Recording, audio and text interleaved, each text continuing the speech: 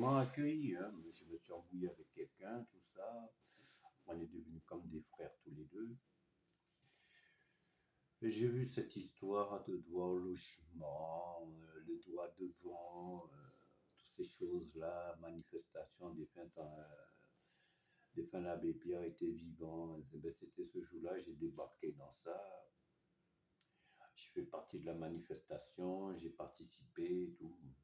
Des scandales. Moi, après, j'ai vu qu'un flic qui se battait avec quelqu'un, je me suis mis loué. Bon, mec, qui mouillait, ça partait à droite, à gauche, tout. Et que, voilà, et qu'ils ont défendu pour avoir cette squat, la rue du Dragon, là, dans le 7e arrondissement à Paris, les bourgeois, des riches, des milliardaires, et tout. Là où il y a tous les artistes, tout. Voilà, et je suis allé là, quoi, pour participer à ça, pour faire partie, parce que voilà, quand j'ai entendu le mot de doigt, j'ai dit, bon, écoute, il y a les doigts des chiens, il y a les doigts des animaux, il y a les doigts de l'homme, il y a le doigt de la femme, il y a le doigt de ci, il y a le doigt de ça. Alors, je vais voir cette histoire de doigt au logement. Et je tombe sur un jour de réunion qu'il y avait de la queue. Moi, quand je dis de la queue, j'ai fait toute la queue. J'ai fait toute la queue. Jusqu'à après que j'arrive à tout. J'ai passé par Madame Denise. Je ne l'ai pas oublié, cette dame qui a été vice-présidente. Madame Denise, j'espère qu'elle est vivante. J'espère qu'elle n'est pas morte. J'espère. Madame Denise, c'était une bonne dame, très gentille, très bien. Et puis, elle était pour quelque chose vrai pour les humains, quoi. Elle défendait d'un droit qui était vraiment. Et en plus, c'était elle qui a eu cette idée, les doigts au logement. Hein. C'était elle, hein, parce qu'elle a travaillé. C'est moi, ça qu'on m'a fait comprendre, c'était une dame qui travaillait à la mairie de Paris, qui s'est fait éjecter. Tout d'un coup, elle a créé cette chose avec un monsieur qui a des cheveux bouclettes qui arrivent jusqu'ici, barbu, que son frère qui était un artiste qui est mort, qui était un brave chanteur, un chanteur super sympa, que j'ai appris qu'ils étaient des frères. Et après, quand il m'a donné le ticket pour aller passer à ce monsieur, il m'a dit, c'est lui le président, vous allez lui donner le papier comme quoi vous êtes inscrit pour le droit au logement. Je vais aller lui donner le papier. Je vais lui serrer la main pour lui dire bonjour. Il ne me prend pas la main. Il m'attrape comme ça, par le col, comme ça. Et il me tire vers sa bouche. Et moi, qu'est-ce que je fais? Je fais ça. De tout le monde, il y avait des gens. Il y avait des gens. Je fais comme ça, je fais ça. Et tout d'un coup, il dit, eh ben, tu auras un logement, je vais te donner un logement. Il a pris le papier que Madame Denise m'a donné, il a pris comme ça, il l'a mis dans la poubelle. Il m'a dit, non, c'est pour te donner un logement, tu seras nourri, logé, blanchi, et tu vas même travailler. Tout d'un coup, je rigolais. Alors, j'ai dit, je veux aller où? Il me dit, pour le moment, tu vas rester là et tu vas revenir, tu seras nourri, logé, blanchi, et tu vas même travailler. Ben, son truc, c'était me créer des problèmes, envoyer des gens me faire du mal dans un endroit, parce qu'il me mettait dans un endroit où vraiment, qu'il n'y avait pas grand monde, qu'il y a des gens qui me fassent du mal pour que moi je me défends, pour me créer des problèmes. Moi, la plupart, il y en avait le même personne, parce qu'après, il y avait des journalistes qui venaient faire des interviews, qui voulaient faire des photos, l'endroit, pour voir comment, si les gens sont bien protégés là, si les gens, machin, pour aider l'association. Et avec ce voyou là, qui a voulu le violer, un journaliste, une femme journaliste. Il a voulu le violer. Oui, oui, oui. Et je vous jure, si j'étais pas là, il l'aurait fait. Alors, Mme Denise lui dit, bon, Patrick, tu peux accompagner le journaliste, tu lui fais voir les locaux, tout ça. Et comme déjà avec lui, ça collait pas, entre lui et moi, ça collait pas, Alors pour lui, il a voulu se lâcher en vrai. Elle dit, ouais, si tu... Même quand il a commencé, il me regardait, il est venu vers moi comme ça, il me dit, si tu ouvres ta gueule, je te tue. Déjà, premièrement, il m'avait déjà menacé comme ça. Qui fait quand après j'ai vu qu'il a essayé de toucher le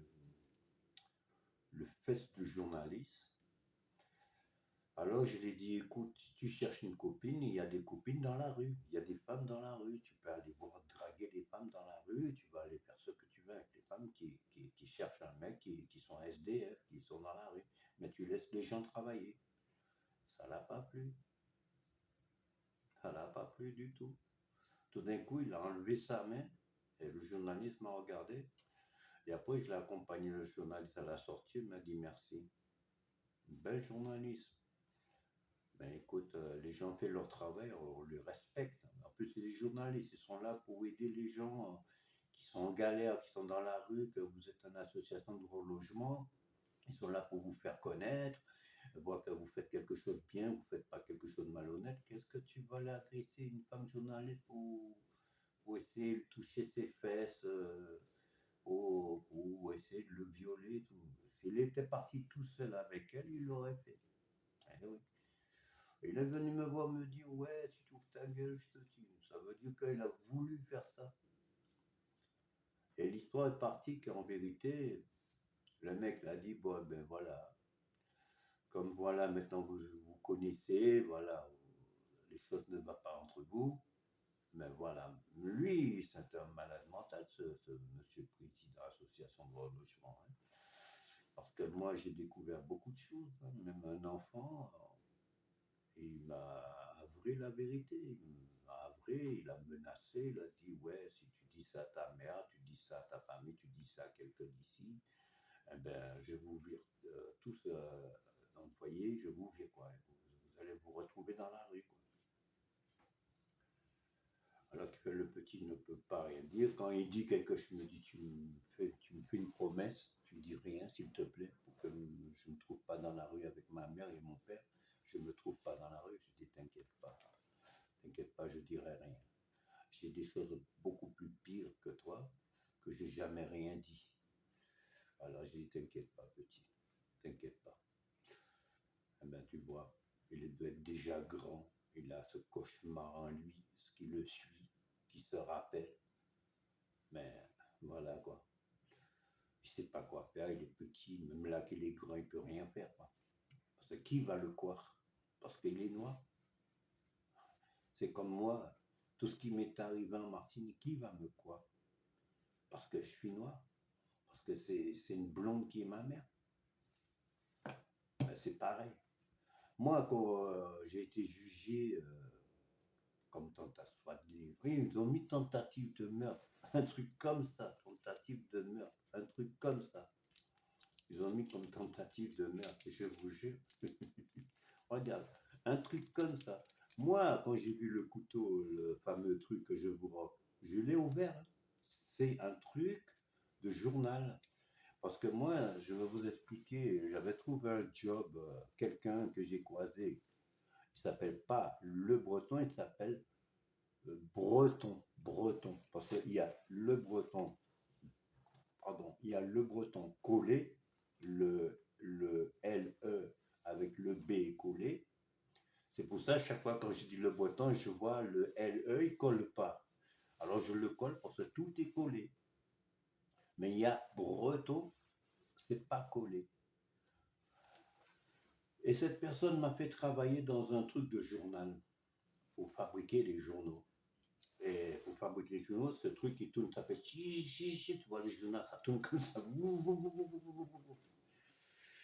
Eh bien, il y a des gens, ils récupèrent les trucs parce que quand ce sont des choses qui sont déjà passées, il y a des lampes qu'il faut débarrasser, il faut changer tout le temps. C'était moi qui faisais le démontage des trucs pour changer ce truc aluminium, pour mettre de nouveaux aluminium propres pour faire les journaux, pour refaire les pages des journaux. Oui, j'ai travaillé dans ça, oui, c'est cette personne qui m'a fait travailler là-dedans. Et que après j'ai vu, il y a des gens, ils venaient le récupérer, cette chose, qu'on jetait, pour fabriquer des trucs. Des fois, ils fabriquaient des bonhommes, des fois, ils fabriquaient des mannequins, des fois, ils fabriquaient des statues, aluminium avec ça.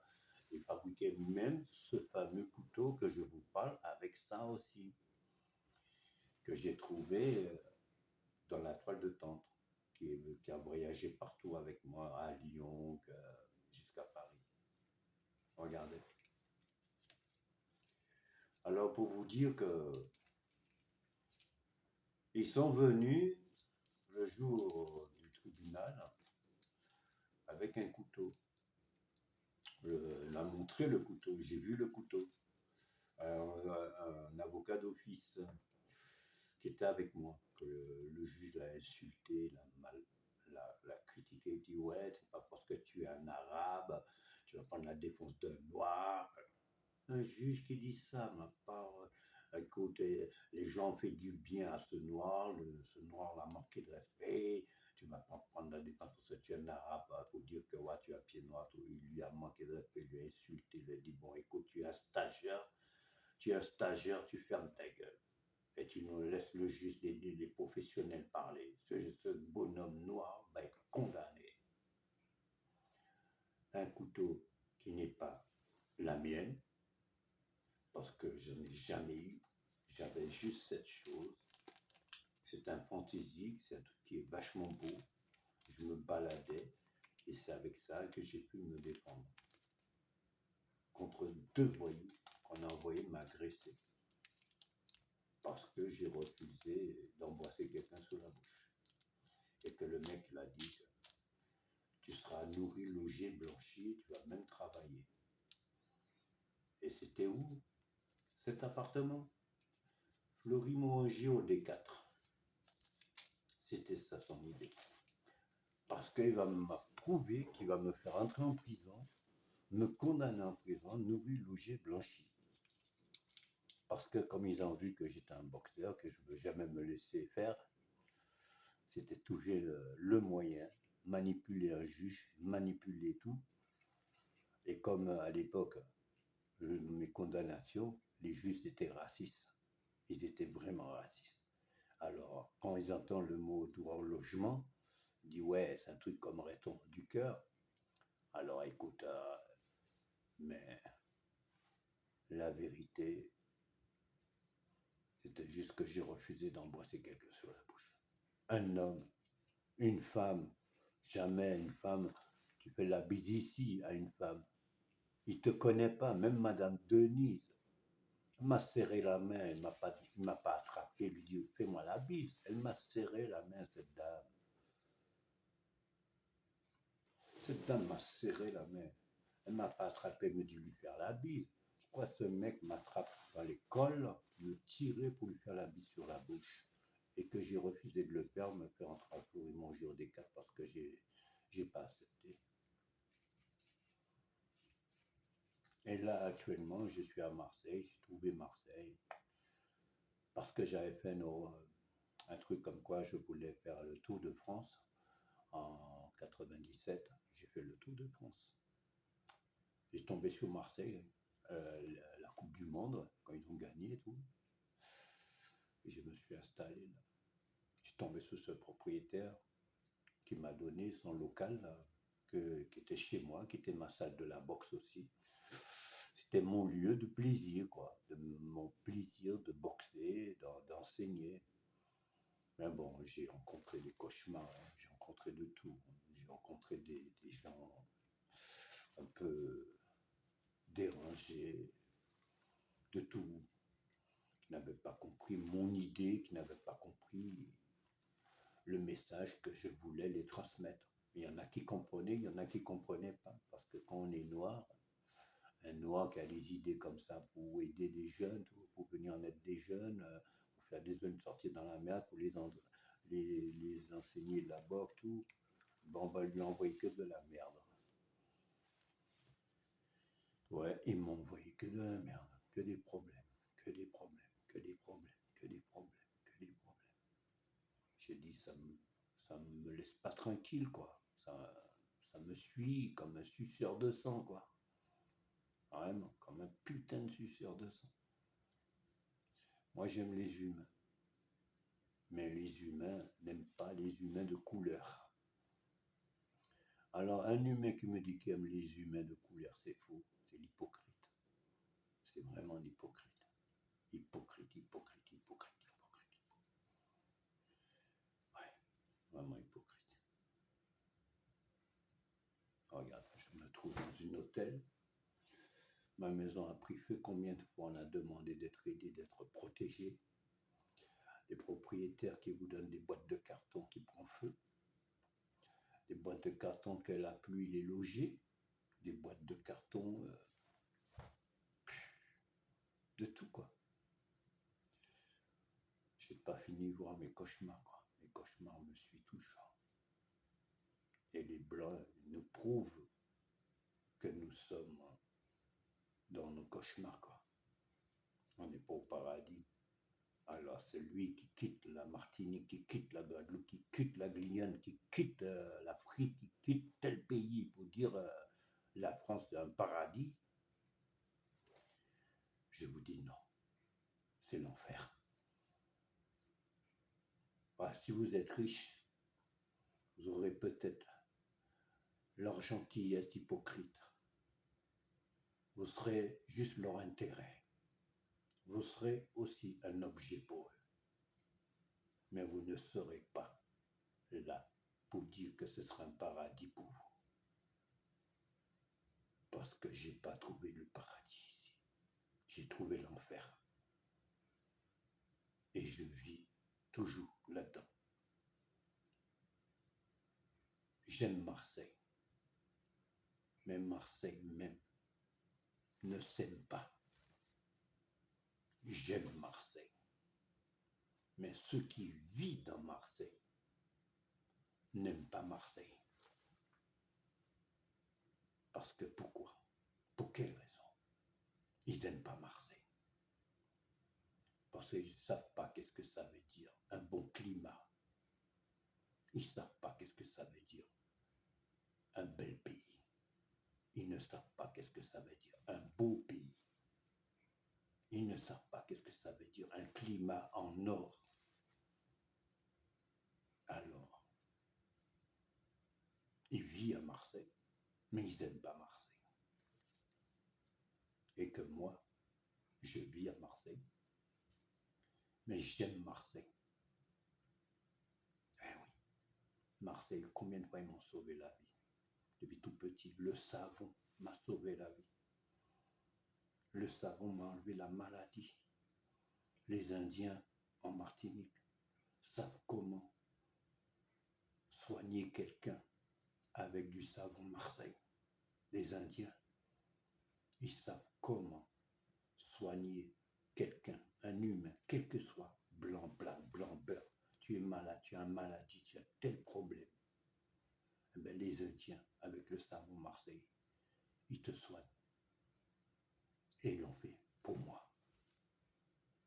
Et depuis ce jour, j'ai décidé de vivre et mourir à Marseille. Et d'aimer Marseille. Mais il y en a, ils sont Marseillais, mais ils n'ont pas d'amour pour Marseille. Il faut que quelqu'un d'autre qui vient loin, qui connaît le savon Marseille, et qui préfère mourir dans Marseille, parce qu'il aime Marseille. Et que personne ne sache pas que le climat à Marseille, c'est de l'or. Alors ils courent derrière l'argent, qui leur bouche les yeux, et qui ne voient pas le climat de Marseille, c'est de l'or. L'or est meilleur que l'argent. Mais eux, c'est de l'argent qui leur bouche les yeux. C'est tout ce qui est du pognon qui leur coupe le visage et qui ne voient pas que Marseille, c'est de l'or. C'est pas la peine d'aller chercher de l'or dans des pays ou de braquer quelqu'un qui porte une chaîne en or. Tu l'as devant tes yeux, tête de merde. Qu'est-ce que tu vas faire du mal aux gens? Qu'est-ce que tu vas faire? C'est juste les gens qui vivent dedans qui est dangereux. Mais Marseille n'est pas dangereux. Marseille, c'est le contraire. Marseille, c'est Marseille. Et il faut l'aimer. Si tu ne l'aimes pas, tu ne vas pas pouvoir vivre longtemps. Mais si tu l'aimes, tu vivras longtemps. Tu pourras même vivre pendant 100 ans. Si tu l'aimes. Mais si tu ne l'aimes pas, va voir ailleurs. Et je l'aime bien. Mais les gens qui vivent dedans, oui, ils déçoivent Marseille.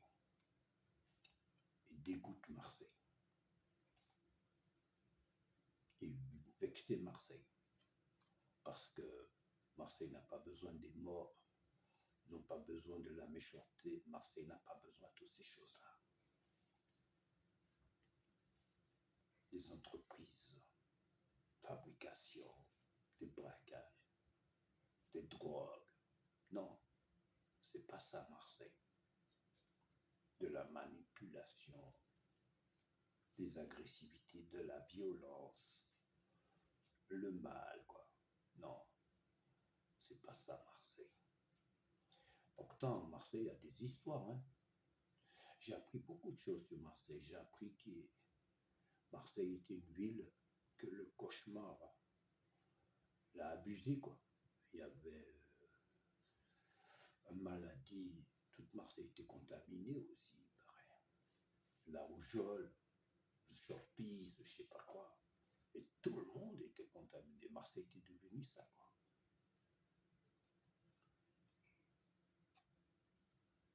Malgré ça, tout le monde est revenu de dire que voilà, Marseille, c'est Marseille, quoi. Marseille s'est fait manipuler, Marseille s'est fait tout. Mais Marseille est toujours resté Marseille.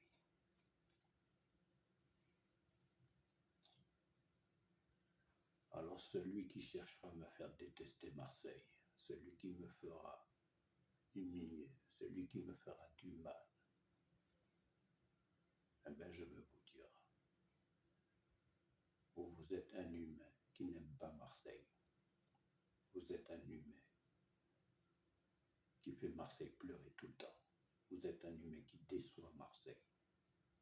Mais tu vois, je suis la protection de la vie, je suis la protection des humains, je suis la protection de la terre, je suis la protection du monde. Si vraiment qu'il n'y a pas de tsunami en France, si vraiment il n'y a pas de catastrophes dangereuses en France, c'est grâce à moi que vous avez du soleil. C'est grâce à moi que vous avez un petit peu de froid. C'est grâce à moi que vous avez un peu de chaud. Et c'est grâce à moi que vous êtes protégés. Parce que toutes les catastrophes qui arrivent dans d'autres pays, dans certains pays, qu'il y a une inondation qui monte jusqu'en haut, de la tête aux pieds, ou bien des tremblements de terre, par exemple, c'est ceux qui me font du mal. Que mon pouvoir va ailleurs, leur montrer. Faire du mal n'est pas bon. Ce n'est pas un commerce, ce n'est pas une entreprise. Le mal, c'est le mal. Et il faut la punir. Mais à ce moment, à Marseille, je souffre. Mais ma souffrance tient toujours que Marseille reste toujours chaud. Ma souffrance tient toujours que Marseille devient une belle pays, une belle ville. Marseille devient toujours un bon climat. C'est ça mon pouvoir. Que ce climat restera toujours un très bon climat, pas un mauvais climat. Vous faites tout parce que vous avez la haine, vous êtes en colère, vous êtes tout parce que on vous fabrique.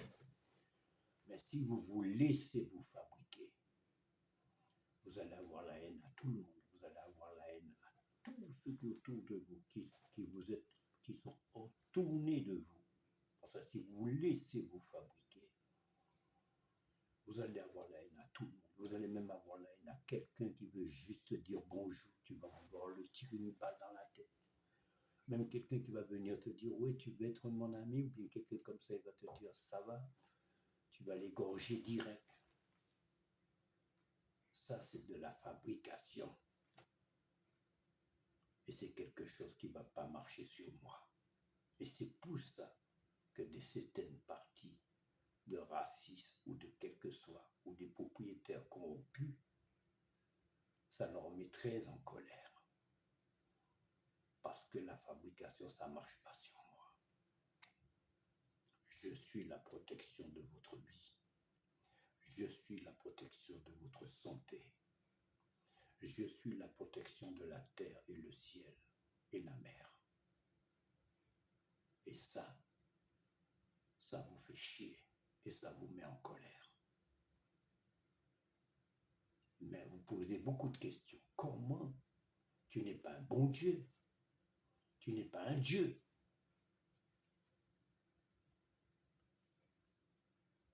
Je ne suis pas croyant. Je ne suis pas chrétien. Je suis juste la terre. Je suis juste le ciel. Je suis juste la mer. Je suis juste la poussière. Que toi aussi tu es la poussière. Mais tu es la poussière du péché. Tu es la poussière du mal. Tu es la poussière du diable. Moi, je suis la poussière du bien. Je suis la poussière de la vérité. Là, personne ne croira pas. Personne ne croit pas. Personne. Tous ceux qui croient à ce bon Dieu corrompu. Tous ceux qui croient à leur Dieu corrompu. Il y en a qui croient à leur Jésus corrompu. Ce Jésus de violeur d'enfants. Ce Jésus de la fabrication de la nouvelle race. Mais je ne suis pas ça. Je suis tout simplement la nature. La nature que vous marchez dessus, la nature que vous mangez, la nature que vous vivez, la nature que vous plantez et la nature que vous voyez, la nature que vous baignez, la nature que vous douchez, la nature que vous buvez et la nature que vous vivez et la nature que vous respirez. La nature que vous allez aux toilettes, la nature que vous pissez, et la nature que vous respirez, la nature que vous parlez, la nature qui vous fait respirer, qui vous donne de l'air. Je suis la nature de tous ceux qui ont des bons climats, comme Marseille, qui est un très bon climat. Et le climat de Marseille et mon climat s'entendent merveille. Et c'est pour ça que je protège ce climat, qui est le climat que vous n'avez pas accepté, que le climat que vous ne croyez pas, que le climat que vous ne respectez pas, que le climat qui vous donne tout et vous ne lui donnez pas aucun respect. C'est ce climat que je protège. C'est pour ça que la fin du monde n'a pas encore touché Marseille. C'est pour ça que la fin du monde n'a pas encore touché Marseille. Mais si moi je disparais, mais le climat de Marseille deviendra le noir, la poussière. Vous n'allez même pas pouvoir tenir. Et vous allez peut-être fermer votre fenêtre, vous allez fermer votre porte, mais vous allez toujours rester étouffé. Regarde, le corona, il y a eu des morts, mais il y a eu des vivants. Mais la plupart ceux qui sont morts, c'est ceux qui étaient dans le mal. Et la plupart ceux qui sont vivants, ceux qui étaient un petit peu dans le bien, mais ils ne respectent pas le climat de Marseille. Et je suis toujours là. Le propriétaire qui me donne un appartement pourri, qui me met ma vie en danger, Mais il va être puni aussi, lui. Il va être puni, mais je ne vais pas lui ôter la vie, mais il va souffrir et il va comprendre qui je suis. Même ce monsieur qui m'a fait entrer en prison gratuitement parce que j'ai refusé de l'embrasser sur la bouche, je vous fais savoir, il est en train de souffrir. Mais il ne sait pas qui le fait souffrir. Je suis juste un climat. Je suis juste un humain comme vous. Cette famille qui m'a mis au monde, qui m'a fait du mal, c'est comme beaucoup d'autres qui mettent des enfants au monde, mais ils ne comprennent pas que l'enfant, il comprend. Il y en a des fois qui fait du mal à leurs enfants. Ils mettent un enfant au monde juste pour un objet, juste pour être un objet. Mais un enfant, il y a toujours un pouvoir quelque part dans l'enfant que vous mettez au monde, que vous ne le savez pas, et vous ne le connaissez pas. Et ce pouvoir, il est dans l'enfant, et il protège l'enfant jusqu'à sa mort.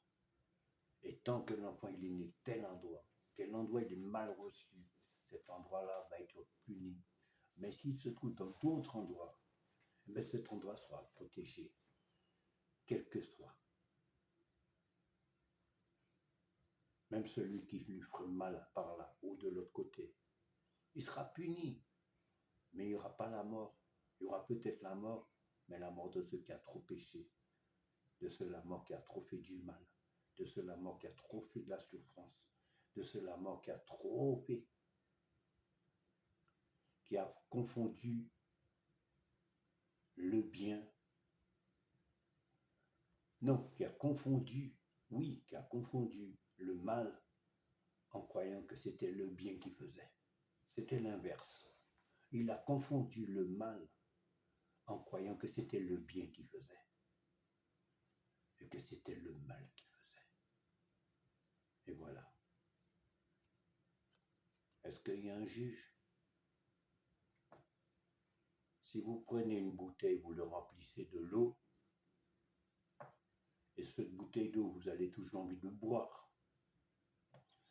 Vous allez le boire un coup sec, vous allez le boire avec un verre, et puis chaque fois que vous allez boire ce verre d'eau,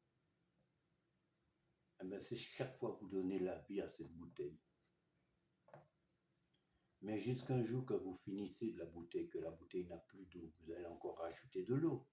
Vous vous souvenez, quand vous avez fini de boire la bouteille d'eau, vous allez le jeter. En le jetant, vous lui ôtez la vie.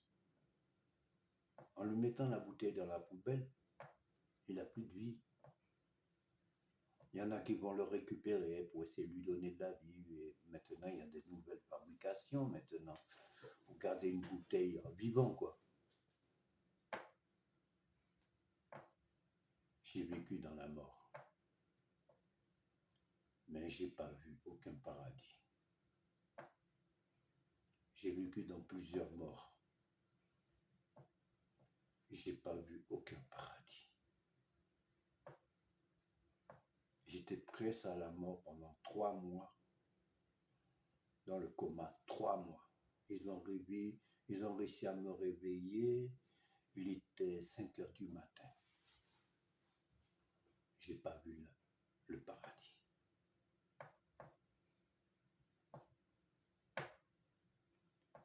Alors tous ceux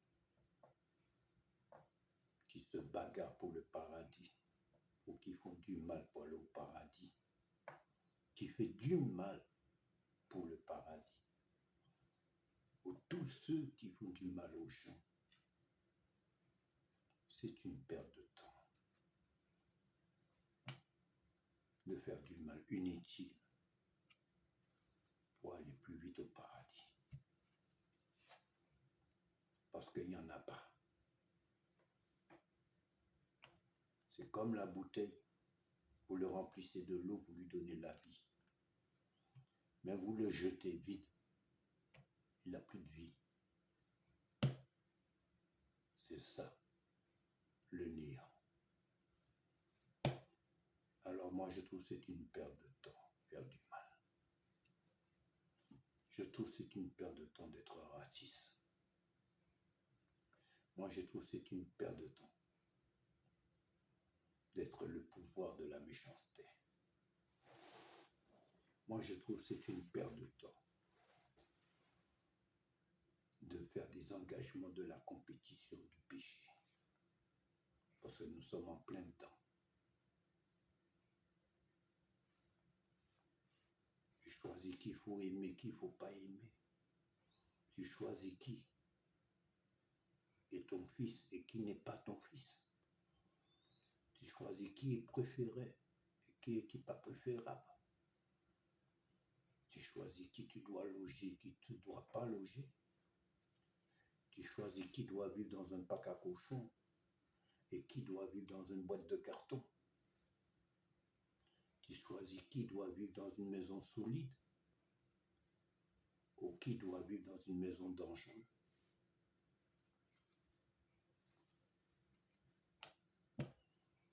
Je ne veux pas laisser la vie de Marseille s'enterrer avec la mer, ou s'enterrer avec un tremblement de terre, ou s'enterrer avec que le feu à cause de votre péché. Non, je veux continuer à protéger Marseille. Et je veux continuer à aimer Marseille. Et je veux continuer. C'est pas à cause de votre caprice du péché que je dois me laisser me suicider pour laisser tout votre péché punir à cause de votre caprice de méchanceté, à cause de votre compétition du péché, à cause de tout votre malheur, que je dois laisser Marseille enterré avec la mer, enterré carrément avec l'eau, à cause de votre péché. À cause de votre péché, vous voulez que j'enterre avec un tremblement de terre. Non. Je continuerai à vivre à Marseille. Et je continuerai à aimer Marseille. Et je continuerai toujours. Mais votre péché sera à part. Et vous allez souffrir à part. Mais vous allez souffrir, ce n'est pas moi, mais à votre façon de faire du mal, que vous allez punir. Et vous allez être punis. Comme je vous ai dit, je ne suis pas chrétien. Je refuse d'être chrétien. Je refuse d'être religieux. Je refuse d'être catholique. Mais je suis quelque chose. Qu'il n'y aura aucun malheur qui arrivera ici, à Marseille, tant que je suis vivant.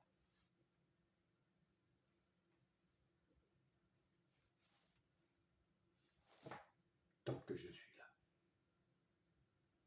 Là où je passe, là où les gens sont protégés. Là où je suis, là où les gens sont protégés. Celui qui me serre la main, il sera protégé. Celui qui me dit bonjour, il sera protégé. Celui qui me connaît, il sera protégé. Celui qui me parle, il sera protégé. Celui qui me nourrit sera protégé. Et même celui qui me protège sera protégé. Mais celui qui ne me protège pas, ou celui qui me protège par l'hypocrisie ou par la pitié et qui me rejette à la poubelle, eh bien, bientôt il prendra ma place. Et il va retourner dans la poubelle. Et il va voir qu'est-ce que c'est, la poubelle. Et il va voir que ce n'est pas un bon logement. Mais celui qui me loge bien et qui me protège bien sera tous protégés.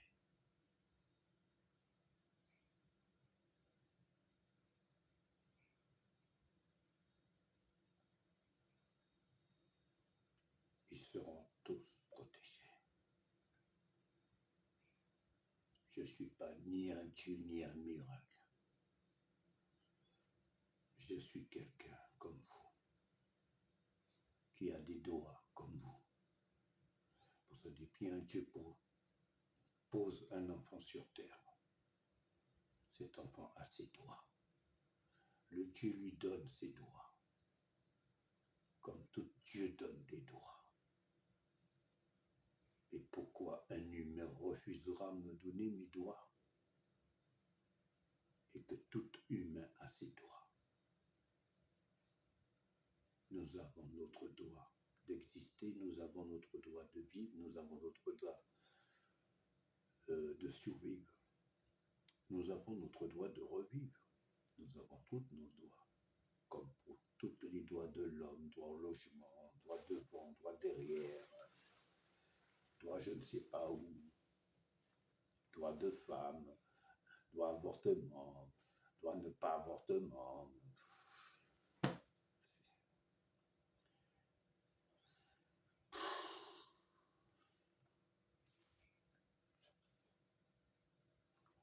En vérité, je protège seulement là où vous marchez. Je protège là où vous vous baignez. Je protège là où vous dormez. Je protège là où vous vous réveillez. Je protège là où vous allez au travail. C'est tout ce que je sais faire. Mais le mal que vous faites, ça, je ne peux pas les protéger. Je protège que le bien que vous faites. Mais je ne protège pas le mal que vous faites.